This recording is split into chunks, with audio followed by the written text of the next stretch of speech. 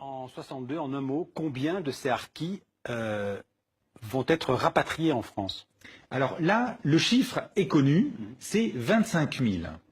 Donc 25 000 sur 400 000, voire 450 000. Mais on n'a pas de voilà. Par contre, votre conviction, et c'est aussi le cœur de cette enquête, c'est que la majorité des harkis, donc au sens large, sont restés en Algérie sans y être tués. Absolument, absolument. Ce qui ne veut d'ailleurs pas du tout dire qu'ils ont eu une belle vie, une vie agréable. Mais en tous les cas, ils n'ont pas été tués. Et c'est en effet ce que je révèle dans mon enquête, puisque je suis allé pendant presque 3 ans, par des séjours réguliers, et retrouver des vieux messieurs.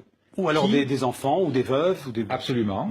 Mais la plupart du temps, d'ailleurs, c'était le vieux monsieur lui-même, qui donc avait été harki, avait porté l'uniforme français pendant la guerre de libération, et qui, depuis 50 ans, n'avait jamais raconté son histoire.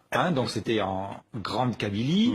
Et donc, après une période donc très très douloureuse, avec donc des assassinats et beaucoup de violences physiques qui a duré environ 1 an. Ensuite, donc, on va dire les structures villageoises se sont plus ou moins reconstituées, rebricolées, je dirais, mais avec cependant une constante, c'est une forme de relégation sociale permanente sur les questions du logement, de l'accès à l'emploi, etc. C'est un peu des citoyens de seconde zone? Absolument, absolument. Et pourquoi avez-vous intitulé votre livre « Le dernier tabou » ? Pourquoi justement le sort qui était réservé à ces harkis, à ceux qui ont travaillé pour la France, d'une manière très large, est aujourd'hui un tabou en Algérie?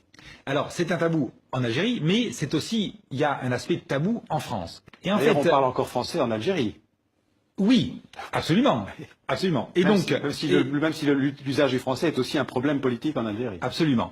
Et donc, finalement, ces malheureux harkis qui sont eux aussi des victimes de l'oppression coloniale, qui sont eux aussi des victimes du système colonial, eh ben, la société algérienne les a rejetés sur eux toute cette culpabilité, on va dire, de compromission avec le système colonial. En fait, pour vous, en Algérie, les harkis, on peut dire que c'est quelque part la mauvaise conscience de beaucoup d'Algériens, c'est une espèce de culpabilité refoulée. Absolument.